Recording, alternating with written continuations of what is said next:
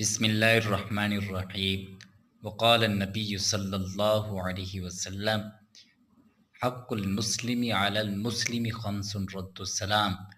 آپ صلی اللہ علیہ وسلم نے ارشاد فرمایا کہ مسلمان پر مسلمان کے 5 حق ہیں: رد السلام، سلام کا جواب دینا، وعیادت المریض، اور مریض کی عیادت کرنا، واتباع الجنائز، اور جنازے کے ساتھ جانا، وإجابة الدعوة، اور دوسرے کی دعوت قبول کرنا، وتشمیت العاطس، اور چھینک کا جواب یرحمک اللہ کہہ کر دینا۔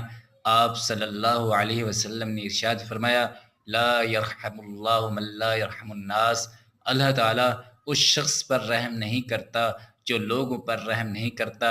ارحموا من فی الارض یرحمکم من فی السماء، تم زمین والوں پر رحم کرو، آسمان والا تم پر رحم کرے۔